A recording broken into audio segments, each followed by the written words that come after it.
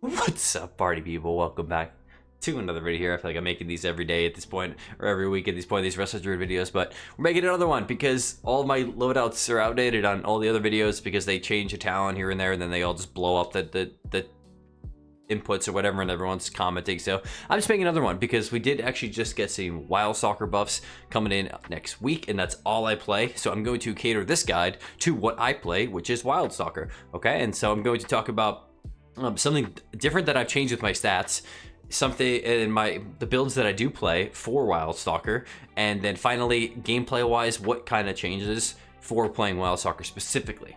All right, so let's get right into it here. We're gonna start off with the stats. Okay, so I'm a little crazy here. You do not have to do exactly what I'm doing, but I think if you are struggling and you want to try something out, or you're just bored and you want to do something a little different, get new gear. So obviously Conquest is uncapped. I bought a bunch of new pieces of gear without verse on it. Okay, my verse is 6% baseline. That is 3k. So the only pieces I have with verse right now is my tier set gloves, my boots, it looks like, and my belt. But in general, what I went for was as much mastery as possible. Okay, that doesn't change. You always go for as much mastery as possible. But I actually went for 30 haste. I'm a little higher. I could probably drop this down. I want to go down to 30 haste and then the rest burst. This is me being crazy, and do not do this unless you are comfortable playing in and, you know, especially getting cyclones. Okay, being like a really aggressive cycloner, because if there's no point otherwise. But it feels so gosh darn good, because your GCDs are so much faster, and that is the biggest flaw biggest annoying nuisance of playing Resto Druid, is that when you get CC'd or you come out of CC, you have to press so many globals to catch yourself back up. And the difference in having on a super fast global cooldown, you know the difference is probably for if you're playing more like 15 haste or something, which I imagine most people do. I think this is, you know what, I'm going to tell you. Let me just take these. If I take these off, I'll probably get right down there. Okay, oh, look at that, 15 haste. It's like I planned that. It's 0.3. So you are getting, my math's not going to be mathing at this early in the morning. Whatever, it's 0.2, it's 0.1.5 seconds faster. So it doesn't seem like a lot on there, but when you're pressing those buttons, you feel it. And over the course of the game, if you are hitting global on global, it does add up. You're going to be hitting a bunch more buttons per game than you would if you didn't have that haste. Also, the cast times, man, with those clones are phenomenal. Also, haste does increase your energy regen. So, like for example, here haste, my regen here with King Cat form is 18. If I again take off all of these haste pieces here, it goes down to 16 per second, so an extra 2 energy per second. It does add up again. And one thing I have noticed since I've been able to run haste is that when I do go in from the opener of a game, I could rake, swipe, and then clone comfortably. I can spend 2 globals after the rake and still get the clone off. If you don't have a lot of haste, you can't do that. And that also includes using raking one, bashing the other, cloning the third, stuff like that. So you able to kind of do that a lot easier than you would without the haste, because really with the haste you could just rake clone. That's all you could do.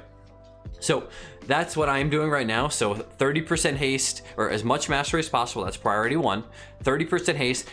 You can totally not go 30. You can go 25. I tried 25. I kept trying to push it up because I am very comfortable with surviving. You are going to die really fast, okay? I am very comfortable with my elusiveness and my kite ability. So if you saw my last video, I had a solo shuffle at like a rank 1 lobby, and I got swapped to once with a Ret Warrior at the same time. I got freaking globbled. But the other rounds of that game, it was just the Warrior on me. And it's a very, very good Warrior. And I was able to kite it well with my roots, my kiting, my stuns, my clones, stuff like that. If you are comfortable with your kiting, it is doable, I promise. And the haste will make you feel better. And it doesn't seem like it impacts my healing that much. I mean, if I check the tooltip, it probably will. But having the faster globals and having those cyclones to stop damage feels better, okay? So gauge your haste, do whatever you want. Mastery is still #1 priority, but have some fun with the haste. Just make a second set. You don't have to recraft your gear, because just in case it doesn't work or you don't like it, just recraft. Just make a second set of gear. All right, so that is for the stats. We're gonna move on to the talents here. So I play 2 different builds here. I play 1 in 3s in shuffle and 1 in 2s. Okay, so the one, I'm going to start off with the solo shuffle one, because that's what I've been using mostly. And I'm just going to highlight a couple things, and I'll also highlight things that you can swap out. Okay, so from here, one thing you'll notice is I do not play these 2 talents here. These are defensive talents. I am really going all in on this dying stuff. But the reason I didn't take these, it just, it allows me to go for kick a lot more freely, as well as be able to take thick hide, which I think is more important than these 2. But you know, if you did want to drop kick, you can also just play this down here. So that's just kind of on you. You can certainly swap any of these talents around as you like. I also was able to grab Astro Influence for the Cyclones, which I think is mandatory at this point. Okay, other than that here, make sure you have Maim for this build if you are going to play it. Maim is obviously optional if you don't want to do it, but I think for Wildstalker, as I'm going to talk about, I feel like it's a no-brainer to take Maim, because it really only takes one Maim to win the game. I say it all the time. 1 Maim to win the game. You can just get that 1 Maim at the end with the healer with no trinket, and then bada boom, you win the game. So, going down here, making sure I have Typhoon. Typhoon is just incredible for just stopping CC. I think it's something you should 100% have in solo shuffle, because if someone comes up to you casting a Cyclone, you can just knock them, or they're casting Repentance with Aura Mastery up, and you can knock them, or something like that. So, definitely mandatory there. Obviously, at this point is a little bit flex, the Nature's Cure, so if you don't have any curse talents or anything, I do swap between a couple different things. If it's a lobby that I'm not getting touched ever, I will drop these 2 talents and go a little bit more into throughput healing, so the rejuve healing off of Lore of the Grove. If not, if like that lobby that I was talking about from my previous video where there was a Ret Warrior in there, and they did swap me a lot, I'm going to probably play these 2 here just to give me some extra tankiness. But these talents are definitely some flex, okay? And then if, you know, I need Curse Spell and they kind of go me, I'll go Oak Skin here. So you can kind of flex these around wherever you'd like. I'll say like baseline, I usually keep it something like this. On the other side of the tree here, the differences you're going to see in my build here is I definitely sticking with Waking Dream. I think Waking Dream is phenomenal. I did not bother with Tranquil Mind or Improve Regrowth, because you're not as regrowth based as Keeper of the Grove. Okay, Keeper of the Grove is, you're really going to be using these regrowths all the time. I don't regrowth that much, unless it's an NS. So, and correct me if I'm wrong, if you have an NS proc, it doesn't consume your Flash of Clarity. So like, you're not getting these 30% bonus heals and stuff like that. And if you are playing Keeper, you know you're probably spam regrowthing. I don't do that at Wildstalker, and I think it's so much enjoyable. I hated spamming those regrowths, man. But anyway, Wildwood Roots for the increased duration on Cenarian Ward, and then Wake and Dream up at the top. Coming down here, I like playing Renewing Surge. I know a lot of people just go double Regenesis. You certainly can. But I've noticed, just getting 2 seconds off your Swiftmend could make or break a game. How many times I've lost a game with 1 second left on Swiftmend, or just like getting a Swiftmend in the nick of time and then being able to get it off. Because if you do use this at low health, you will end up getting about, I think, let me see how low it gets. I know you can get at least 2 seconds. So like, let me go a little more. Try to get myself a little lower here. All right, so that was 4 seconds off the cooldown there. So if you do Swiftmend somebody at like, oh, I'm not in PvP combat, that's why. Okay, so it would have been like more like 3 seconds probably, but doesn't matter. 3 seconds could make or break the game with a Swiftmend, especially if you are playing Wildstalker, because these blooms that you get proccing off of your Swiftmends are insanely powerful. They count as an extra hot on your mastery, as well as 20% bonus healing onto that target because they have a bloom on them. So that's why it's important to have those Swiftmends up. Okay, so that's what we're running there. Everything else, pretty normal stuff, except for the bottom here. So some talents that I flex myself are, I started playing Call of the Elder Druid ever since it got buffed. So now it's 15 seconds and up for 15 seconds, and it lasts for 15 seconds, and no, that's it. Oh, they buffed Streamer Sonars, that's the other thing. But they made it 15 seconds long, so now it does feel so freaking good. I feel like I have it up for so long when it comes to getting combo points and for cloning. And people always ask, you're not really doing damage with Heart of the Wild. No, you're not. This is not for damage. Some cases when you're like, you're about to win, you can throw in some Wraths or Shreds or something like that, but this is really for the fast cast clones. And then for me, when I play very aggressive in terms of maiming, it's to generate combo points extremely fast. Okay, so that here, and then on this side here, I'm playing Thriving Vegetation, and Germination just feels really powerful. So like your target could be low health, you could Swift Mend into a Rejuve and not a Regrowth, and you can still get that powerful chunky heal because of Thriving Vegetation. And especially combine that with Regenesis, where it gets a little bit stronger when they're low health, and you can actually, you almost never really need to press Soul of the Forest Regrowth unless it's a Swift Mend. Or like it's just like an emergency, like they're dying so fast, because you can get that, you get the big bonus heal plus the really powerful hot. I stuck with Reforestation. I know some people dropped it. It just feels so powerful to me, man. Like it just, I mean, if you read your in-card stuff, 10% overall healing, instant cast roots are super powerful. Cannot get polyed, and then you also get empowered wild growth as well. I'm gonna touch on wild growth. And you get increased armor too, so if you're dying or anything, you can spam some regrowths while getting kited. This thing has just saved my butt so many times, so I'm sticking with that. I did notice I did drop for Elder Druid. I did drop Photosynthesis. If you feel like you're not getting good use out of it, certainly you could swap this back down here. And then I'm gonna give you one other option. I'm not gonna give you a talent string for this, but the other build that people tend to play is they actually drop this stuff over here, and they'll go here. Budding Leaves, Photosynthesis. So this is more of a Life Bloom based one. I know a lot of people that play Keeper play this. You could certainly try this out yourself, and then you can even, you know, yeah. So either one of the two. I personally like the Reforestation a lot, so I'm going this way because it just saves my butt with some pretty high burst healing. And yeah, so that's it for this build. This build here for Solo Shuffle. And then when it comes to 2v2, or actually I guess in Solo Shuffle, I use the same ones in both. So Tireless Pursuit, Preserve Nature, and Focus Regrowth. Tireless Pursuit is a flex talent if you do not find yourself utilizing Maim. The reason I use it is so I can get in, get out really quickly, and especially playing that low verse, being able to kite very efficiently with Tireless Pursuit is going to save your butt, okay?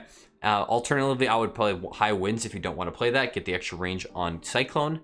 One thing cool we have coming in, so as of right now, the next patch, 1107, comes out on the 17th of December, and I'm pretty sure Focus Growth is gone from here. I don't know if it's baseline or not, or maybe they put it back in. I don't know, but there's a chance that Focus Growth's not there and it's just embedded in the class, which would be phenomenal. Or hopefully they just get rid of it and buff Life Bloom so we don't have to press it multiple times. But if that's the case, then I would probably end up just running High Winds with Tireless Pursuit, which is gonna feel awesome for me, because it's annoying that these two talents are basically mandatory. So that's gonna be my PvP talents for both of the trees, just so you know. And then the other one here I'm going to talk about is twos really quick.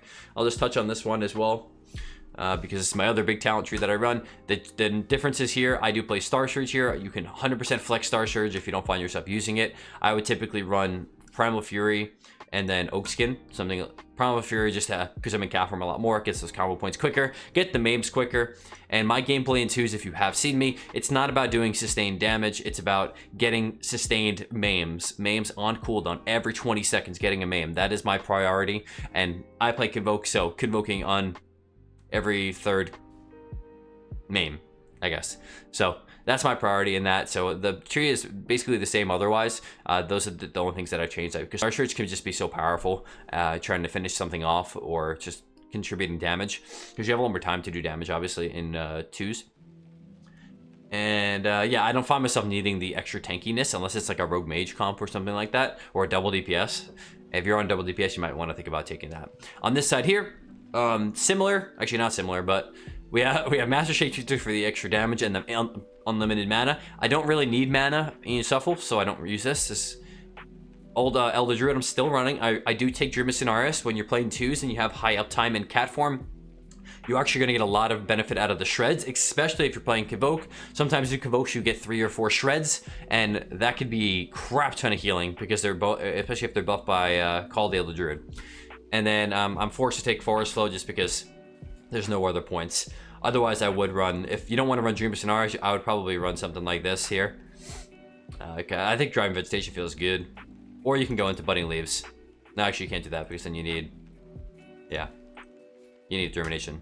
Germination is just mandatory, unfortunately, for mastery. So, yep, that's my 2's talents. Like I said, they're both pretty similar, just a couple of points here and there that I'm swapping. When it comes to the Wildstalker tree, I don't change anything.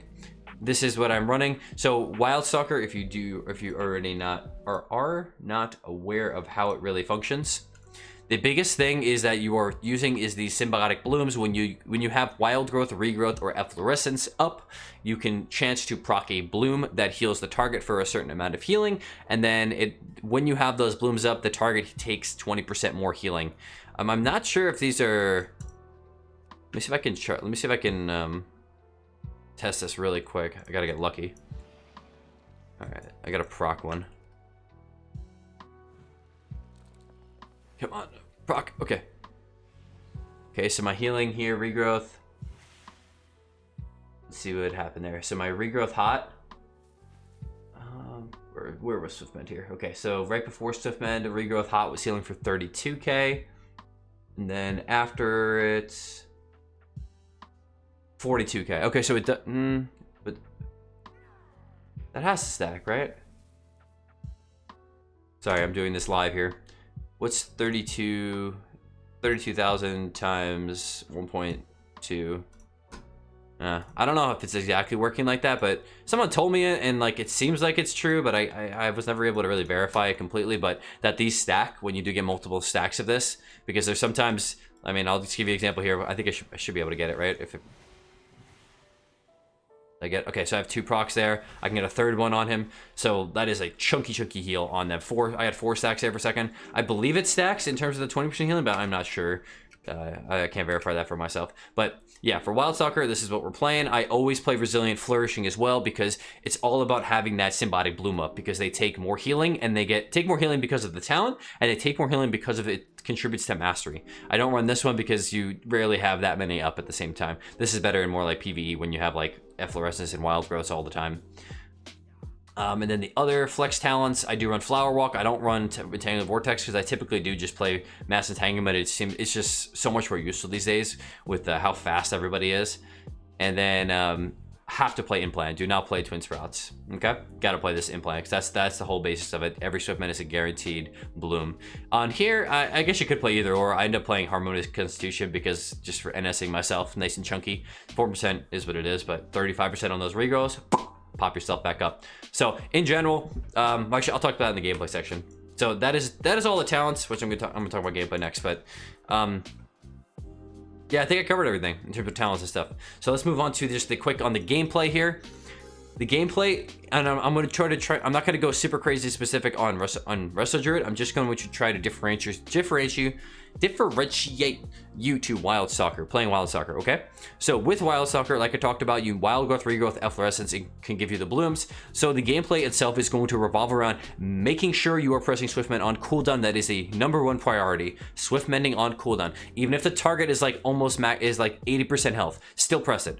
Get that shit going, okay? Just throw in more Soul of the Forest rejuves, because keeping up that hot is going to have a substantially higher consistent healing than like Keeper of the Grove is, for example. Keeper of the Grove shines during tree form. Okay, when you don't have tree form up or trees up specifically, if you don't have any treants up, Keeper feels really bad in terms of throughput in comparison to Wildstalker. Okay, so Wildstalker is a well more high sustained healing versus being more bursty healing during your trees and having your trees up. But during those downtimes, you are going to see a remarkable difference on Wildstalker, let me tell you. Okay, so with that in mind, differences between how you would play normally with Keeper versus Wildstalker is utilizing efflorescence and wild growth. Okay, so for the most part, mana is not an issue for me in 2s no matter what, because of Shapeshifter, and it's not an issue in Shuffle typically, unless it's like a all caster lobby and with like a Mistweaver or something like that, and it's like a long game. I will use efflorescence and wild growth for an additional healing. Okay, like if you have all of your hots on this target, you know, I'll wild growth him. You have all these hots going on him, man, he's still dying, I'll throw down an F-low. You know, still going healing. He already has wild growth because of overgrowth, but you're getting a lot more of these procs on the blooms, okay, and that's what matters. So like there's another proc there. Having all this stuff and keeping up that symbiotic bloom is just so imperative for that. When I'm talking about the, let me see if I can get a a game for y'all. What's like a longer game? 3-minute game here? Was this a good one?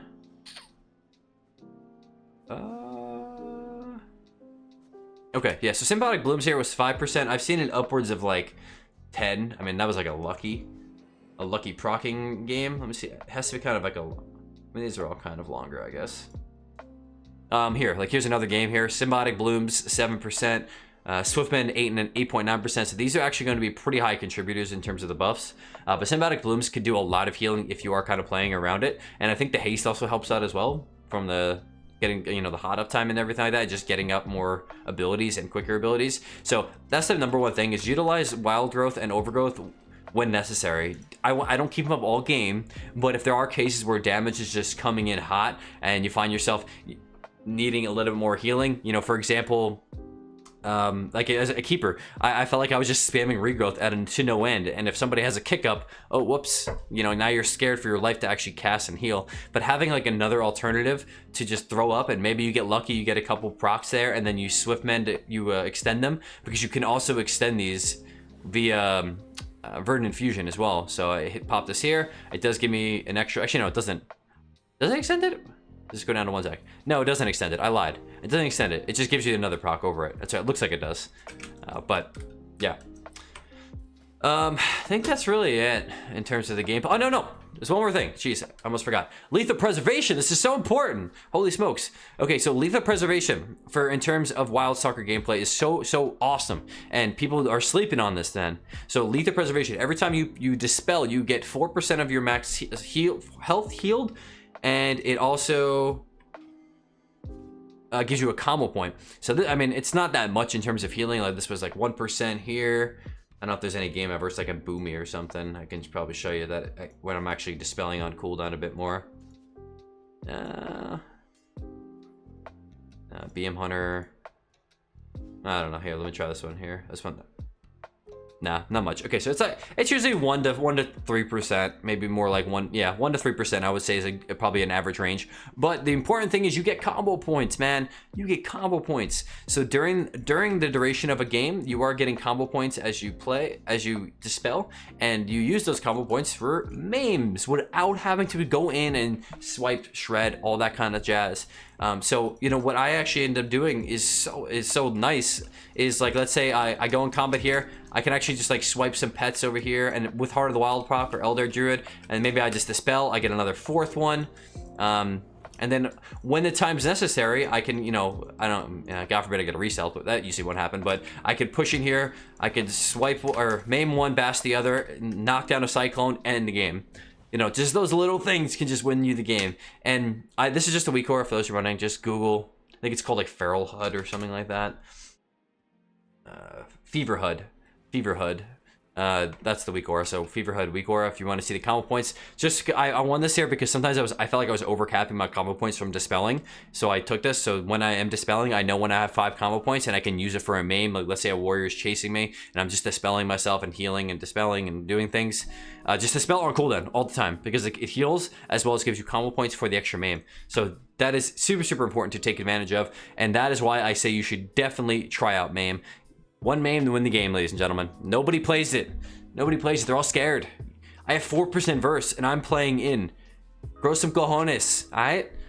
So, I think that's all I got covered now. So, turns out it wasn't a short video. Surprise, it happens every single time. But thank you all so much for watching for this video. Let me know what questions you got down below, and enjoy the buffs coming next week. And some more changes, and hopefully coming in 1107 in 2 weeks. So, have a wonderful day. Enjoy your Thanksgiving, and peace out.